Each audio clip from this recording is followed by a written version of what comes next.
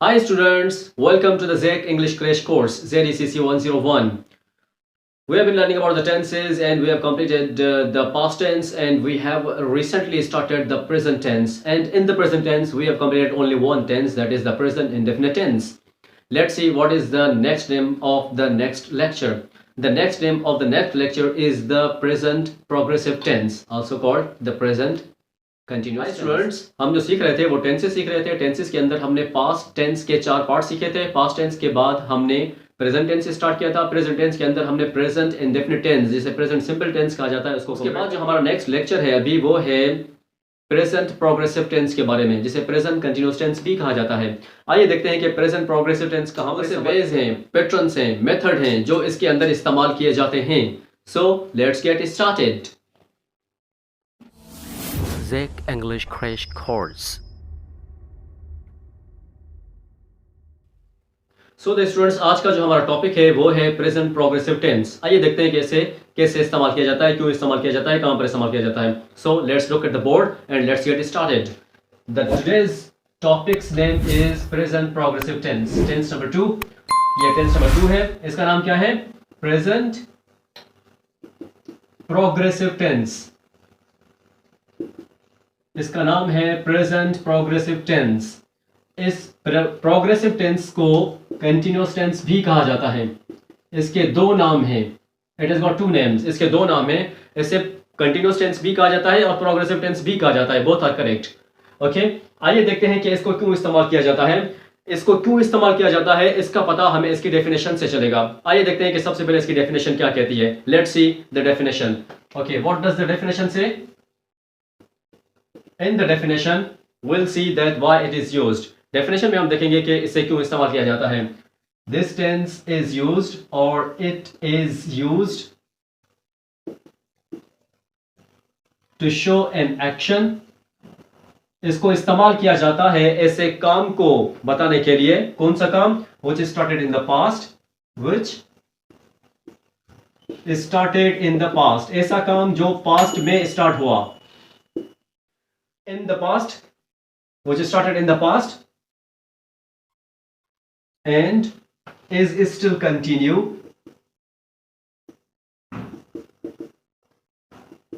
in the present. ये क्यों इस्तेमाल किया जाता है? जैसा कि डेफिनेशन में बता रही है कि ये tense, this tense is used और it is used to show an action. ये इस्तेमाल किया जाता है उस एक्शन को शो करने के लिए which started in the past, जो पास्ट में स्टार्ट हुआ। पास्ट में स्टार्ट हुआ and is still continue and is still continue and is still continue और अभी तक जारी है in the present, हाल में अभी तक जारी है। For example, I am writing a letter, मैं खत लिख रहा हूँ। I am writing a story, मैं कहानी लिख रहा हूँ। She is writing a book, वो किताब लिख रही है। मतलब उसने कुछ देर पहले, पास्ट के अंदर उसने कुछ देर पहले कहानी लिखना शुरू की थी और हाल में उसका काम अभी तक जारी है। Okay, I am driving a car, तो मैंने कुछ देर पहले कार चलाना शुरू की थी, तो अभी तक मैं कार चला रहा हूं। मैं अपने डेस्टिनेशन पर नहीं पहुंचा, मैं अपने मंजिल पर नहीं पहुंचा। तो इस टेंस को इस्तेमाल करने के लिए हम ऐसे सेंटेंसेस को इस्तेमाल करने के लिए हम इस टेंस की मदद लेते हैं। आइए देखते हैं कि इसके साउंड्स क्या हैं, इसकी साइंस क्या हैं। साइंस और the sounds are the mainly focused in the tenses. Tenses के अंदर साउंड्स और साइंस मेनली फोकस किए जाते हैं ताकि पहचान सकें कि कौन सा सेंटेंस किस टेंस से ताल्लुक रखता है। आइए देखते हैं कि इसके साइंस और साउंड्स कौन से हैं। So the sounds of this tense, sounds are रहा है, रही है, रहे हैं, रहा हूं, वगैरह वगैरह। ये इसके साउंड्स हैं जिसकी वजह से हम पहचानते हैं कि सेंटेंस किस टेंस से ताल्लुक रखता है।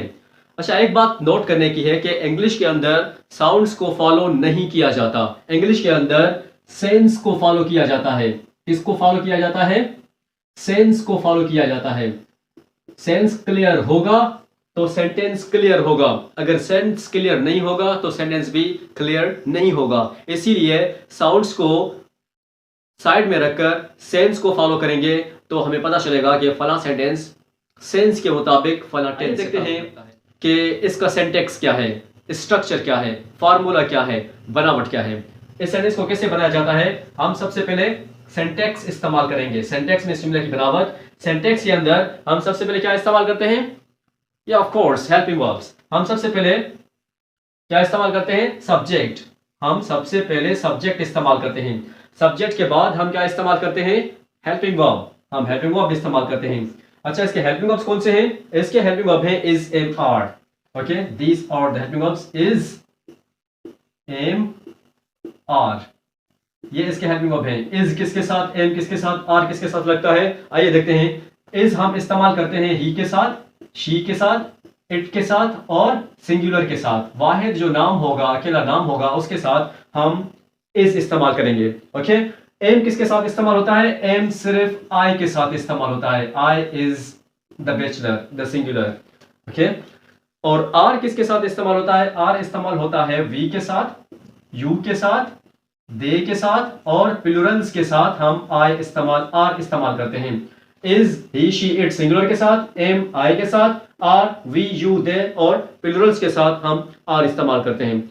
आइए देखते हैं कि आगे हमारा सेशन कैसे चल रहा है। आगे हमारा सेशन कैसा है, हम सब्जेक्ट इस्तेमाल करेंगे, प्लस हेल्पिंग वर्ब इस्तेमाल करेंगे। हेल्पिंग वर्ब के बाद हम वर्ब की कौन सी फॉर्म इस्तेमाल करेंगे, फोर्थ फॉर्म वर्ब की इस्तेमाल करेंगे, जिसे इंग फॉर्म भी कहा जाता है।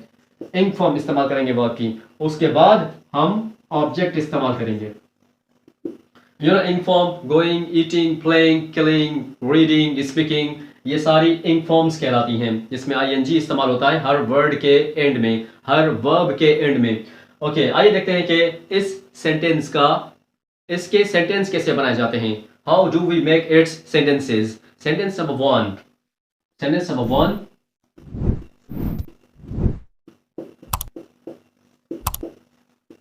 वो कार चला रही है, वो कार चला रही है। इस सेंटेंस को हम ट्रांसलेट कैसे करेंगे, she is driving a car. Sentence number one, she is driving a car, वो कार चला रही है, वो एक कार चला रही है। She is driving a car, this is sentence number one. तो ये जो हमारा पैटर्न है या मेथड है, इस मेथड को असर्टिव मेथड, डिक्लेरेटिव मेथड या पॉजिटिव मेथड कहा जाता है। कौन सा मेथड है, कौन सा मेथड है ये, पॉजिटिव मेथड। हम इसको पॉजिटिव, डिक्लेरेटिव या असर्टिव मेथड कहते हैं। तो हमारा पॉजिटिव और डिक्लेरेटिव मेथड चल रहा है। पॉजिटिव और डिक्लेरेटिव मेथड के अंदर सेंटेंस नंबर 2 क्या है, आइए देखते हैं कि पॉजिटिव और डिक्लेरेटिव मेथड के अंदर सेंटेंस नंबर 2 क्या है। सेंटेंस नंबर 2 है,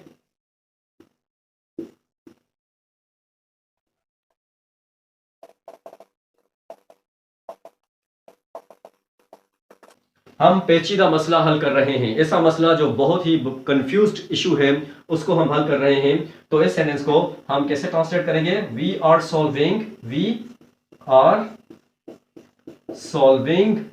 the critical issue. We are solving the critical issue, हम पेचीदा मसला हल कर रहे हैं। तो हमने यहाँ पर वी हेल्पिंग वर्ब इस्तेमाल, हमने यहाँ पर वी सब्जेक्ट इस्तेमाल किया, are helping verb, solving main verb की fourth form ing form. The critical issue is the students. This is the positive, declarative or assertive part of the present progressive tense. देखिए present progressive tense का जो ये method है, इस method को कौन सा मेथड कहा जाता है, फॉर्मल मेथड कहा जाता है। ये इसका फॉर्मल मेथड है। फॉर्मल मेथड के अंदर जो मेथड, फॉर्मल मेथड जो है, ये पैराग्राफ राइटिंग, एसे राइटिंग, पैरासीज राइटिंग के अंदर इस्तेमाल किया जाता है। ठीक है, ये स्पोकन इंग्लिश के अंदर बहुत ही कम इस्तेमाल होता है। हम इसको पैराग्राफ, एसे, पैरासीज राइटिंग के अंदर इस्तेमाल करते हैं। डायलॉग्स या स्पोकन इंग्लिश के अंदर बहुत ही कम इस्तेमाल करते हैं। डायलॉग्स और स्पोकन इंग्लिश के अंदर हम नेक्स्ट मेथड इस्तेमाल करते हैं, जिसे इनफॉर्मल मेथड कहा जाता है। डायलॉग्स और स्पोकन इंग्लिश के अंदर इनफॉर्मल मेथड इस्तेमाल किया जाता है, जो कि हम बाद में सीखेंगे। आइए देखते हैं कि पॉजिटिव और डिक्लेरेटिव मेथड, इसका जो इस्तेमाल किया है, इसकी डेफिनेशन क्या है। It is used to show an action, ये इस्तेमाल किया जाता है उस एक्शन को बताने के लिए, उस काम को बताने के लिए, which started in the past, जो पास्ट में स्टार्ट हुआ, and is still continue in the present, और अभी तक प्रेजेंट में कंटिन्यू है, कंप्लीट नहीं हुआ है। अच्छा, इसको इस्तेमाल करने के लिए हमें साउंड्स या साइंस की जरूरत पड़ेगी, निशानियां या अलामात की जरूरत पड़ेगी, जिससे हम पहचानेंगे कि सेंटेंस जो है वो किस टेंस से ताल्लुक रखता है। तो इसकी जो निशानी है वो है रहा है, रही है, रहे हैं, रहा हूं, एटसेट्रा वगैरह वगैरह। ये इसकी निशानियां हैं जिससे पहचानेंगे कि सेंटेंस किस टेंस से ताल्लुक रखता है। आइए देखते हैं कि इसके सेंटेक्स कैसे हैं। सेंटेक्स इसका कैसा है। सेंटेक्स के अंदर हम सबसे पहले सब्जेक्ट इस्तेमाल करेंगे, प्लस हेल्पिंग वर्ब इस्तेमाल करेंगे जो कि इज, एम, आर है। उसके बाद हम हेल्पिंग वर्ब की फोर्थ फॉर्म, मेन वर्ब की फोर्थ फॉर्म इस्तेमाल करेंगे। फिर हम लास्ट ऑफ ऑल ऑब्जेक्ट इस्तेमाल करेंगे। हम इसके सेंटेंस कैसे बनाते हैं। सेंटेंस नंबर 1, वो कार चला रही है, she is driving a car. हम पेचीदा मसला हल कर रहे हैं, we are solving the critical issue, the Kashmir issue और द पैलेस्टाइन इशू और समथिंग एल्स। ओके, मैं उसे असल कहानी बता रहा हूं, I am telling him the real story. So the students, this pattern of the formal method of present continuous tense or progressive tense is completed. Let's see how the negative sentences are made of this tense. So the students, next जो हमारा topic है वो है negative sentences का। हम negative sentences past, हम present progressive tense के negative sentences कैसे बनाते हैं, उसका मेथड और पैटर्न क्या है। आइए देखते हैं कि उसका सिंटैक्स क्या है। So let's see and look at the board. What is the syntax of the negative sentences? Let's see what is the syntax. जुमले बनाने का तरीका क्या है। जुमले बनाने का तरीका है बहुत ही इजी है, बहुत ही आसान है। हम सबसे पहले क्या इस्तेमाल करेंगे, सब्जेक्ट इस्तेमाल करेंगे। सब्जेक्ट के बाद हम क्या इस्तेमाल करेंगे, हेल्पिंग वर्ब इस्तेमाल करेंगे। हम हमारे हेल्पिंग वर्ब कौन से हैं, is, am, are. Is, am, are हमारे हेल्पिंग वर्ब से। उसके बाद हम क्या इस्तेमाल करेंगे, वर्ब की नो। उसके बाद हम इस्तेमाल करेंगे नॉट, क्योंकि नेगेटिव है। उसके बाद हम नॉट इस्तेमाल करेंगे। नॉट इस्तेमाल करने के बाद हम वर्ब की फोर्थ फॉर्म इस्तेमाल करते हैं जिसे इंक फॉर्म कहा जाता है। क्या कहा जाता है, इंक फॉर्म कहा जाता है। लास्ट ऑफ ऑल हम ऑब्जेक्ट इस्तेमाल करेंगे सेंटेंस को कंप्लीट करने के लिए। आइए देखते हैं कि हमने क्या लिखा है। हम सबसे पहले सब्जेक्ट इस्तेमाल करेंगे, सब्जेक्ट के बाद हम हेल्पिंग वर्ब इस्तेमाल करेंगे, हेल्पिंग वर्ब के बाद हम नॉट इस्तेमाल करेंगे, नॉट इस्तेमाल करने के बाद हम इंग फॉर्म, वर्ब की फोर्थ फॉर्म इस्तेमाल करेंगे, फोर्थ फॉर्म इस्तेमाल करने के बाद हम लास्ट में ऑब्जेक्ट इस्तेमाल करेंगे। आइए देखते हैं कि हम इसके सेंटेंसेस कैसे बनाते हैं। सेंटेंस नंबर 1,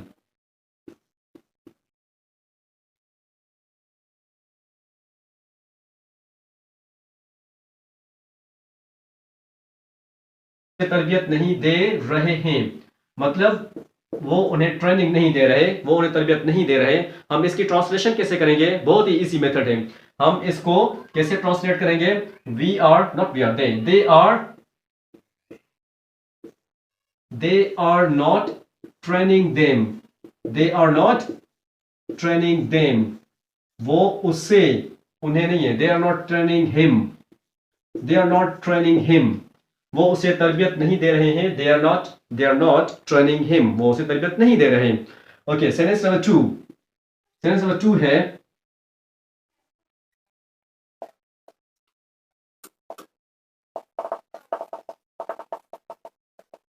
हम इस मसले पर बात नहीं कर रहे हैं, हम इस मसले पर बात नहीं कर रहे हैं। तो इसकी ट्रांसलेशन कैसे होगी, we are not, sentence number 1, sentence number 2, we are not talking on this issue, we are not talking on this issue, हम इस मसले पर बात नहीं कर रहे हैं।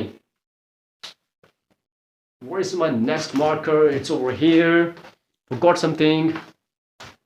Okay, sentence number 2 क्या है, हम इस मसले पर बात नहीं कर रहे हैं, we are not talking on this issue। देखिए सेंटेंस नंबर 3 क्या है, सेंटेंस नंबर 3 है,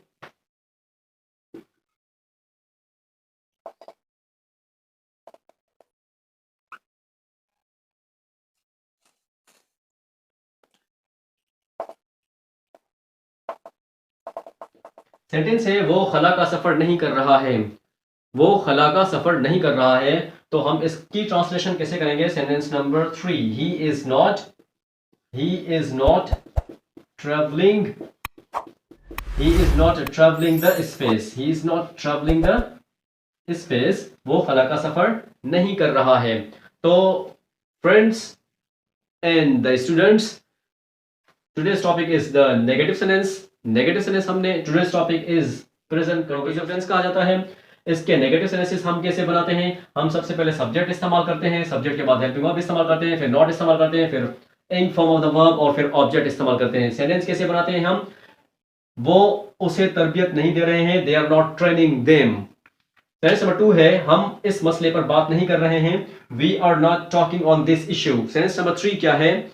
वो खला का सफर नहीं कर, he is not travelling in the space, वो खला का सफर नहीं कर रहा है। So the students, this was the negative pattern. आइए देखते हैं कि इसका इंट्रोगेटिव पैटर्न क्या है। So the students, today's topic is the present progressive tense and we have learned its positive and negative sentences. Now we will learn its interrogative sentences. Let's see how the interrogative sentences are made. हम जो सीख रहे थे वो present progressive tense सीख रहे थे। Present progressive tense का हमने पॉजिटिव और नेगेटिव मेथड सीखा था। आइए देखते हैं कि इसका इंट्रोगेटिव मेथड कैसे इस्तेमाल किया जाता है।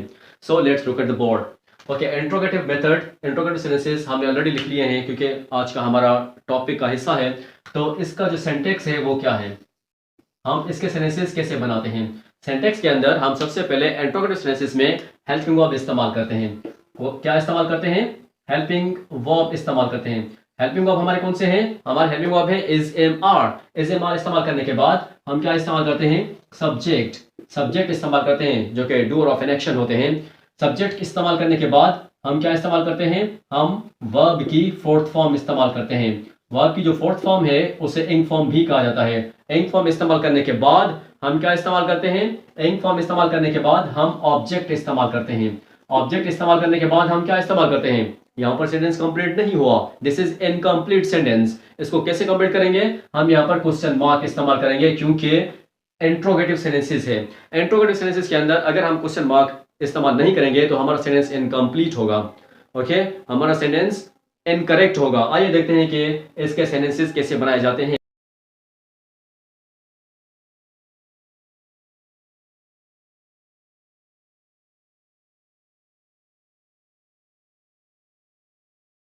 होगी इसकी ट्रांसलेशन कैसे होगी? Are they not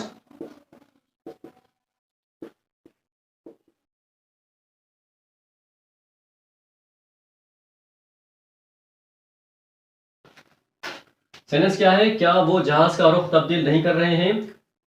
this is interrogative sentences. क्या वो जहाज का रुख तब्दील कर रहे हैं? क्या वो जहाज का रुख तब्दील कर रहे हैं? Turning the move of an aeroplane. Are they turning the move of an aeroplane? Sentence number 2। This is sentence number 1। Sentence number 2 है, is he not training them now?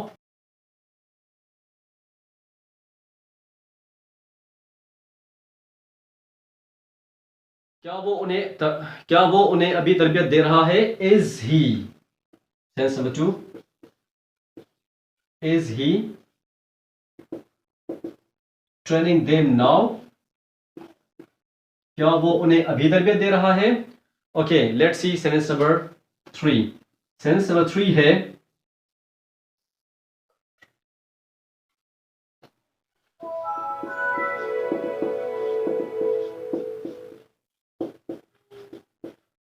क्या मुल्क तरक्की कर रहा है?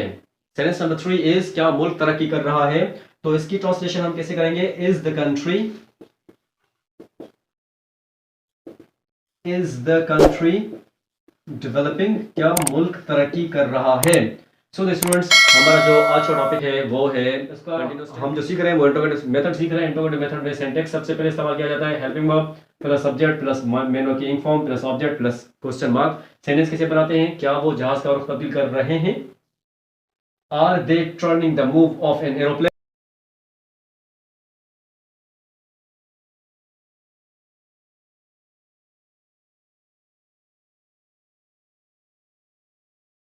दे रहा है, is he training them now?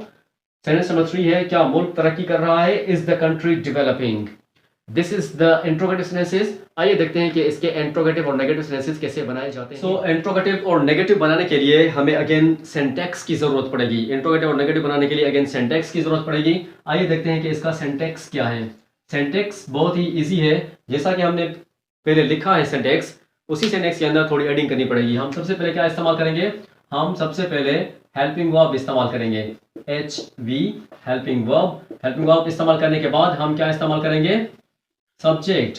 हम सब्जेक्ट इस्तेमाल करेंगे, सब्जेक्ट के बाद हम नॉट इस्तेमाल करेंगे, नॉट के बाद हम वर्ब की फोर्थ फॉर्म इस्तेमाल करेंगे जिसे इंग फॉर्म कहा जाता है। उसके बाद हम ऑब्जेक्ट इस्तेमाल करेंगे, लास्ट ऑफ ऑल हम क्वेश्चन मार्क इस्तेमाल करेंगे। आइए देखते हैं कि इसके जुमले, सेंटेंसेस, इसके सेंटेंसेस कैसे बनाए जाते हैं। Sentence number 1, sentence number 1,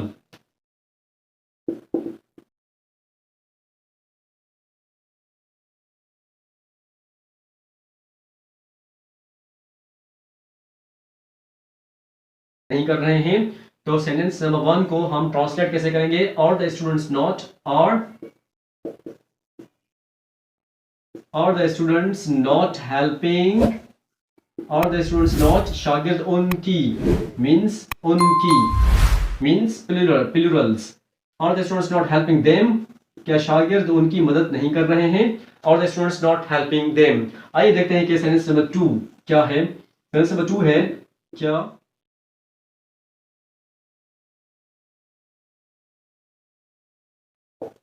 sentence number 2 है क्या तुम उसे सीधा रास्ता नहीं दिखा रहे हो।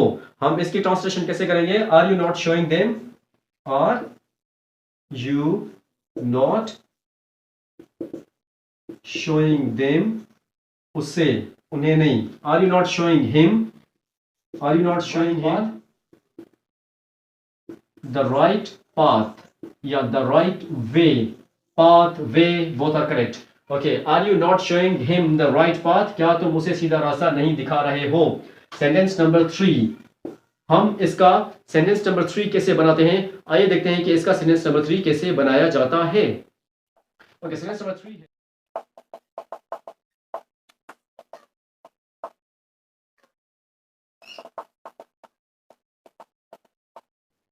सेंटेंस है क्या समंदरी डाकू उसे नहीं लूट रहे हैं। तो यहां पर क्वेश्चन मार्क देना जरूरी है। Sentence number 1, sentence number 2, sentence number 3, क्या समंदरी डाकू उसे नहीं लूट रहे हैं। तो इसकी ट्रांसलेशन कैसे की जाएगी? Are the pirates, are the pirates, are the pirates not robbing him, robbing him, are the pirates robbing him, क्या समुद्री डाकू उसकी लूटमार नहीं कर रहे, उसे नहीं लूट रहे। सो द स्टूडेंट्स, आज का जो हमारा टॉपिक था वो था प्रेजेंट प्रोग्रेसिव टेंस, जिसे प्रेजेंट कंटीन्यूअस टेंस भी कहा जाता है। और इसका हमने जो मेथड सीखा है वो फॉर्मल मेथड सीखा है। हमने इसका फॉर्मल मेथड कंप्लीट कर लिया है। हमने इसके पॉजिटिव सेंटेंस बनाए, नेगेटिव सेंटेंस बनाए, इंट्रोगेटिव सेंटेंस बनाए और इंट्रोगेटिव नेगेटिव सेंटेंसेस बनाए, जो कि आज का हमारा टॉपिक कंप्लीट होता है। See you after a short break in the next lecture. Take care and happy new year.